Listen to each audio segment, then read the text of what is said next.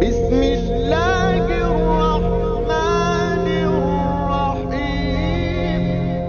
جی سنت اعتکاف کا وقت کب سے شروع ہوتا ہے اور کب ختم ہوتا ہے؟ دیکھیے، میں نے بتایا کہ رمضان کے آخری عشرے کا جو اعتکاف ہے وہ سنت مؤکدہ علی الکفایہ ہے۔ اس کا وقت شروع ہوتا ہے 20 رمضان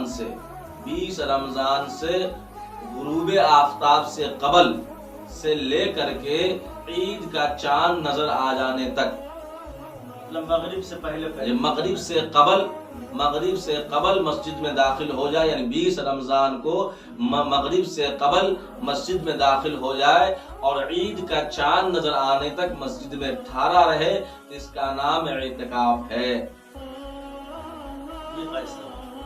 اعتکاف کے لیے نیت شرط ہے؟ جی، اعتکاف کے لیے نیت شرط ہے، خواہ وہ دل میں نیت ہو۔ اگر کوئی آدمی بغیر نیت کے اعتکاف کرتا ہے تو اس کا اعتکاف درست نہیں ہے۔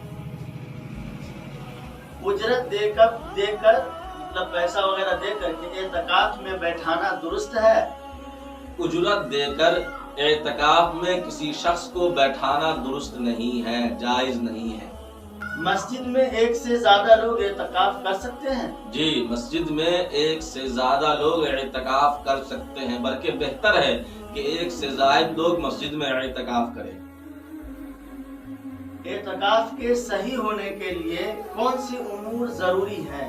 دیکھیے، اعتکاف کے صحیح ہونے کے لیے یہ چیزیں ضروری ہے کہ وہ مسلمان ہو، عاقل ہو، بالغ ہو، غسل جنابت سے پاک ہو، اور اگر وہ عورت ہے تو وہ حیض و نفاس سے بالکل پاک و صاف ہو، تب جا کر کے اعتکاف صحیح ہوگا۔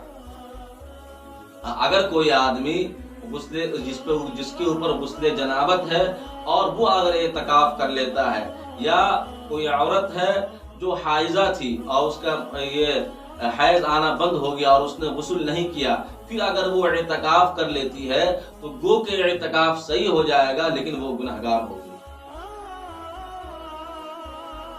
کیا معتکف مسجد میں کھانا پینا وغیرہ کھا سکتا ہے؟ جی، معتکف آدمی مسجد میں کھا سکتا ہے، پی سکتا ہے، بشرطے کہ مسجد کو پراگندہ نہ کرے۔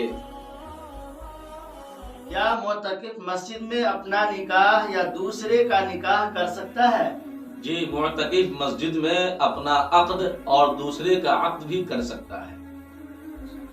کیا معتکف مسجد میں کوئی دوا وغیرہ لے سکتا ہے؟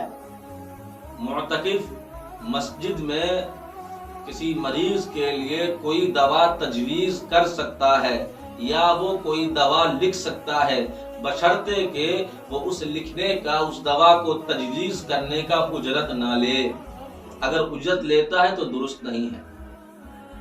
جیسے ہم نے پوچھا لے سکتا ہے، مطلب لکھ سکتا ہے، جی، لکھ اور سکتا اپنا دوا تو لے ہی سکتا ہے۔ جی۔ کیا معتکف مسجد میں خرید و فروخت کر سکتا ہے؟ جی، معتکف مسجد میں خرید و فروخت کر سکتا ہے، بشرطے کہ وہ سامان کو مسجد کے اندر نہ لائے۔ کیا عورت بھی اعتکاف کر سکتی ہے؟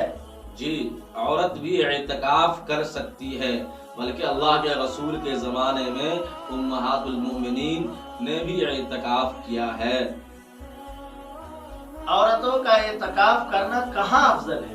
عورتوں کا اعتکاف کرنا اپنے گھر کے ایک کونے میں افضل ہے، یعنی گھر میں اس کا اعتکاف کرنا افضل ہے۔